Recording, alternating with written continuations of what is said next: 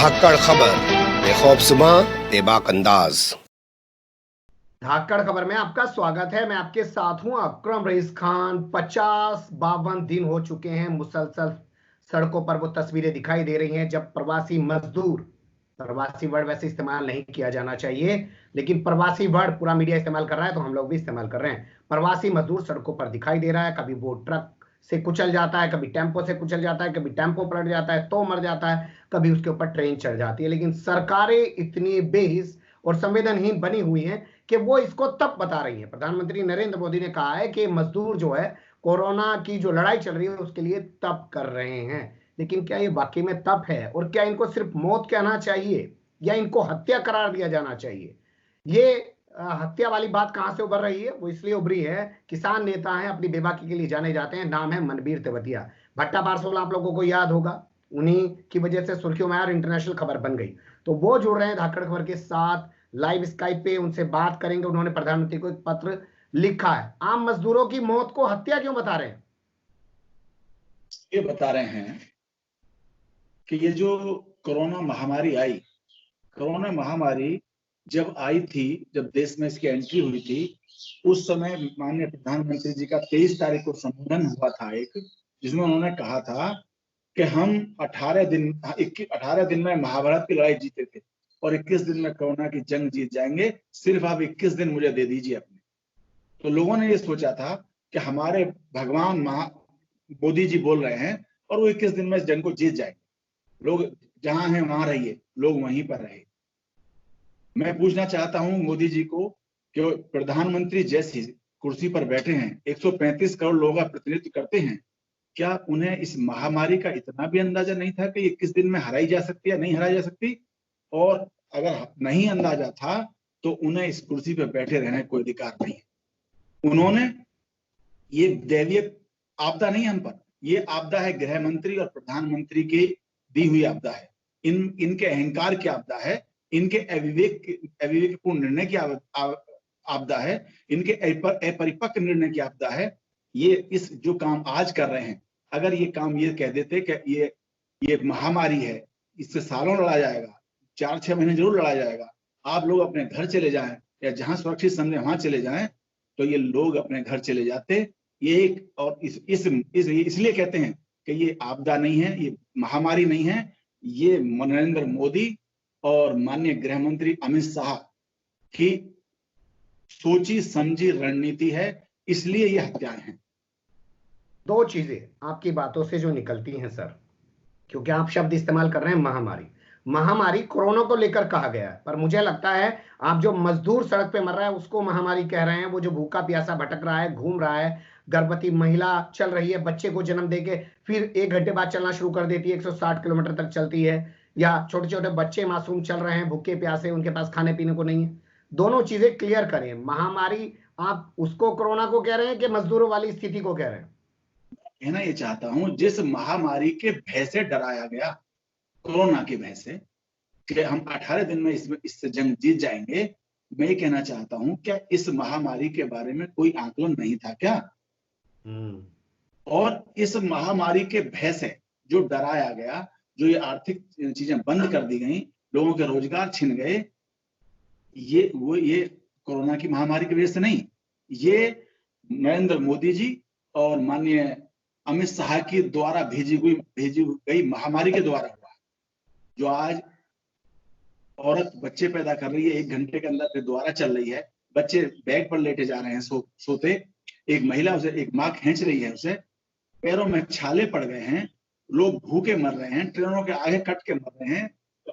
कल ही औरैया में हादसा हुआ जहां 50 लोग लगभग मर गए होंगे।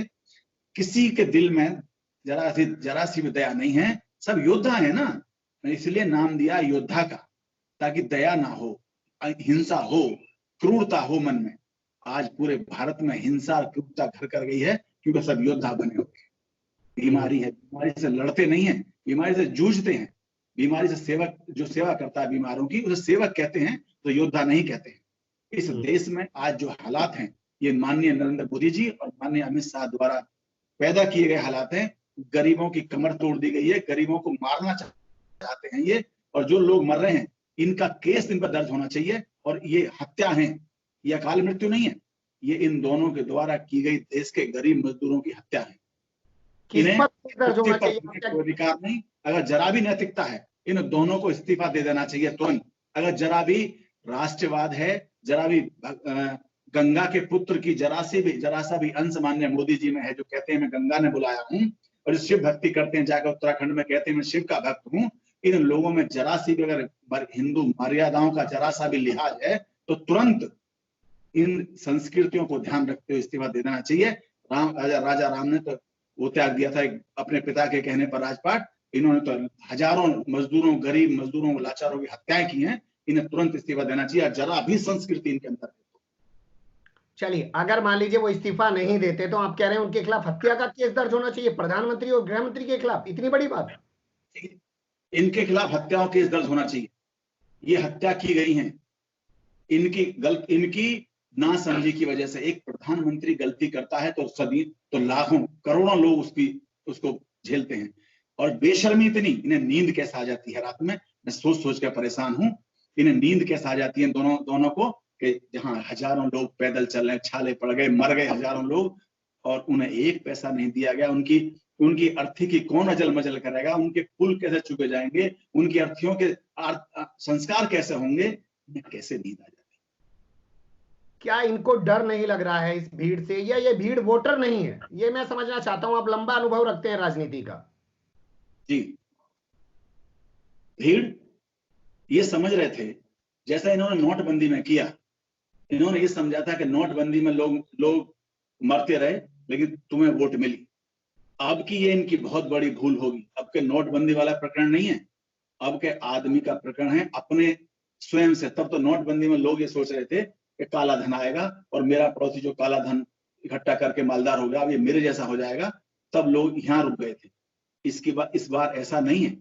इस बार सीधा इफेक्ट पड़ेगा, और देख लेना, ये भाजपा ऐसे जाएगी जैसे गधे के सिर से सींग गए हैं। ये नरेंद्र मोदी उस भाजपा को ले डूबेंगे जिस भाजपा में बहुत अच्छे लोग भी हैं, राजनाथ सिंह जैसे लोग भी हैं, गडकरी जैसे लोग भी हैं, ये उनको भी ले डूबेंगे। क्या डर नहीं लग रहा है? वो वोटर नहीं है क्या? मैं समझना ही चाहता हूं बार बार आपसे। फिर वो जो उस मजदूर की चिंता नहीं की जा रही है, वो मर रहा है सड़कों पर, तो उसकी चिंता क्यों नहीं की जा रही? वो वोटर नहीं है क्या? वोटर मैं इसलिए कह रहा हूं कि नहीं है क्योंकि वो प्रवासी है। मान लीजिए दिल्ली में रह रहा, बिहार का आदमी है, तो वोट तो उसका बिहार में होगा ना, झारखंड में होगा, उड़ीसा में होगा, तो इसलिए इन्हें चिंता नहीं है कि मर भी जाए तो। असल में बात यह है कि ये भाषण वीर हैं, भाषण के योद्धा हैं। ये समझते हैं कि कितने ही मर जाओ, कुछ भी हो जाओ, जब मैं भाषण देने निकलूंगा तो मैं लोगों को मंत्र मुग्ध कर दूंगा। लोग अपने छाले भूल जाएंगे, लोग अपने पिता की हत्या भूल जाएंगे, लोग अपनी पत्नियां अपने पति की हत्या सड़क पर होती ही भूल जाएंगी, जो बच्चे नहर में डूब के मर गए लोग उन्हें भूल जाएंगे, जो रेल के नीचे कट के लोग उन्हें भूल जाएंगे। मैं तो भाषण वीर हूं, मेरी वीरता पर मुग्ध होकर सब मुझे वोट दे देंगे। ये वोटर हैं, इस देश के सभ्य नागरिक हैं, इस देश के लिए अपने खून पसीना बहाकर इस देश की अर्थव्यवस्था को चलाने वाले योद्धा हैं ये लोग। इनके साथ जो किया जा रहा है वो बहुत नाजायज है। भगवान भी इसको देखेगा, कोई नहीं देखेगा तो भगवान जरूर देखेगा। बहुत बड़ी बात आप कह रहे हैं कि जब कोई नहीं देखेगा तो भगवान जरूर देखेगा, और ईश्वर को देखना भी चाहिए कि कैसे शासक बैठ गए हैं और आज कैसी कैसी तस्वीरें, भारत की तस्वीरों सड़कों पर बताई जा रही है। कुछ लोग तो यहाँ तक कह रहे हैं, मनवीर जी, आपने देखा सुना भी होगा, कि ऐसा पलायन सन 47 में जब देश का बंटवारा हुआ, या सन 71 के आसपास जब बांग्लादेश बना, उस वक्त ऐसा पलायन लोगों ने देखा। उसके बाद ऐसा पलायन आपने कभी देखा हो इतिहास में? कभी नहीं देखा। बिल्कुल सही तुलना कर रहे हैं लोग। मजदूर तब भी सिर पर गठरी लिए पलायन कर रहा था, और आज भी सिर पर अपना बोझा लिए, अपनी जिंदगी, अपना कुनबा लिए, अपना परिवार लिए सिर पर जा रहा है। मजदूर की स्थिति में कोई बदलाव नहीं आया है। बदलाव आया है तो अडानी, अंबानी ऐसे लोगों की जिंदगी में आया है, जो कभी पहले पेट्रोल पंप पे तेल भरा करते थे, आज वो हवाई जहाजों में घूम रहे हैं, आज पेट्रोल निकाल रहे हैं। आज ऐसे लोगों की जिंदगी में बदलाव आया। आपको क्या लगता है, मजदूर नहीं रहा, इसलिए सरकार भी जानती है कि हम आएंगे और चुनाव के दौरान इनको हिंदू मुसलमान बना लेंगे और हमारा काम हो जाएगा, जिसे आप कह रहे हैं भाषण वीर है वो? ये ऐसा ही सोच रहे हैं, इसीलिए तो मरकज इन्होंने फैलाया, इसलिए जमातियों के सिर रखना चाहा इस कोरोना को भी। 13, 14, 15 में उनका कार्यक्रम था। आपकी 26 तक संसद चलती है, आप नमस्ते ट्रंप करते हो। नमस्ते ट्रंप का मतलब कहीं ना कहीं ये जरूर है कि आप जानते थे कोरोना है, वरना आप तो भाषण देते देते ट्रंप से 10 बार गले मिलते थे। जब वो अमेरिका में प्रोग्राम हुआ था, कौन सा प्रोग्राम था वो, हावड़ी मोदी में भाषण देते बार कितनी बार गले मिले थे। यहाँ नमस्ते ट्रंप का मतलब सिर्फ ये था कि ये पता था कि कोरोना इतनी जल्दी जाने वाला नहीं है, और जहां जहां माननीय ट्रंप जी गए वहां वहां हॉट स्पॉट हैं, आगरा, दिल्ली और अहमदाबाद। लेकिन एक चीज बताइए ना, जमातियों के लिए कही जाएगी ताकि हिंदू मुस्लिम हो सके। पहले उन्हें भेजते हैं बस से कि आप जाइए यहाँ से। 2300 लोग मात्र बचे थे। आप 2300 लोग को क्यों ना क्वारंटाइन कर दिया था कि मरकज में, वहां इलाज करते थे। मत करते इलाज, मर जाने देते उन्हें अगर वो दोषी थे तो। लेकिन आपने पूरी कौम को बदनाम करा जमातियों के नाम पर कि ये कोरोना भी हिंदू मुस्लिम हो जाए।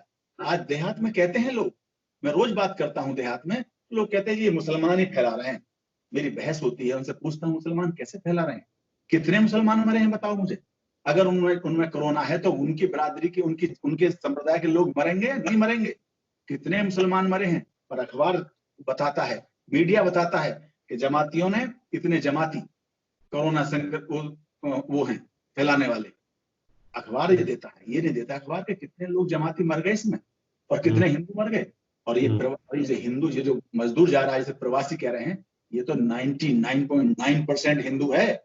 इससे क्या दुश्मनी है? इससे क्यों दुश्मनी है? एक सवाल थोड़ा बताइए, आपने शायद वो तस्वीरें नहीं देखी हैं नमस्ते ट्रंप वाली, वहां भी बार बार नरेंद्र मोदी गले मिल रहे थे। शायद आपसे वो तस्वीरें चूक गई हैं। लेकिन मैं आना चाहता हूं मजदूरों की स्थिति में। सुधरेगी कैसे स्थिति? आप लोग जो किसान मजदूर की बात करते हैं, क्या दिक्कत है कि किसान मजदूर को किसान मजदूर नहीं बना पा रहे हैं? और 22 तारीख को ऐलान किया गया है बड़े प्रोटेस्ट का, उसको लेके आपकी क्या तैयारी है? ये हमने कल एक पत्र राष्ट्रपति जी के नाम दिया है और उसमें सरकार को समय दिया है 8 दिन का। ये हमारा पत्र है जो हमने पूरा पत्र दिया है।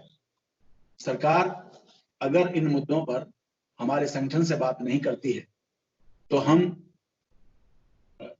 किसानों को और मजदूरों को सड़क पर खड़ा करेंगे 2-2 मीटर की दूरी पर, मास्क लगाकर, और उनके हाथ में तख्ती होगी, हत्याओं के जिम्मेदार मोदी इस्तीफा।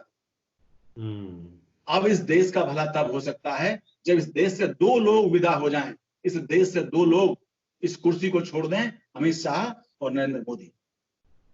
सरकार भाजपा की हमें कोई एतराज नहीं, लेकिन इन 2 लोगों को कुर्सी छोड़ देनी चाहिए। इन 2 लोगों को कुर्सी छोड़नी पड़ेगी। इसके लिए हम आंदोलन करेंगे, इसके लिए हम सड़क पर खड़े होंगे। इन मजदूरों की आवाज हम बनने का काम करेंगे।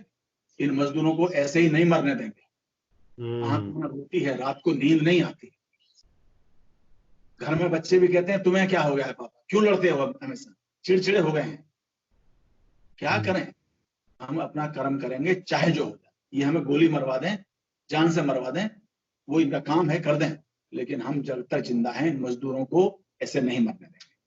चलिए, बहुत बड़ी बात है। अगर किसान मजदूर के साथ खड़ा होगा और इस देश के अंदर फिर से किसान और मजदूर के अंदर अगर एकता बनेगी तो वाकई में एक क्रांति जिसका लोगों को इंतजार है वो होगा। और अपने कर्मों के लिए मनबीर तेवतिया जाने जाते हैं, उन्हें दावा करने की जरूरत नहीं है। अगर उन्होंने ऐलान किया है तो वो करके दिखाना भी जानते हैं, उसके लिए उनकी एक बहुत बड़ी पहचान है। हमें इंतजार रहेगा कि वो कब इन सब चीजों पे अपनी अमल करते हैं या सरकार उनके लेटर को गंभीरता से लेती है और कुछ एक्शन लेती है। जो सीधा सीधा उन्होंने कहा कि प्रधानमंत्री और गृह मंत्री का इस्तीफा चाहिए, उसके लिए चाहे उनकी फिर जान भी चली जाए, वो आंदोलन करने के लिए उतरेंगे। बहुत शुक्रिया हमारे साथ जुड़ने के लिए। फिर इस मुद्दे पे आपसे बात करेंगे सर। बने रहेगा धाकड़ खबर के साथ। फिलहाल कमेंट्स के रूप में आप लोग अपनी राय दे सकते हैं, खबर को लाइक कर सकते हैं, चैनल को सब्सक्राइब कर सकते हैं और ज्यादा से ज्यादा हमारी खबरों को शेयर कर सकते हैं। फिर ऐसे ही किसी सुलगते हुए या उलझते मुद्दे लेकर हम आपके सामने होंगे हाजिर। फिलहाल अभी हमें दें इजाजत।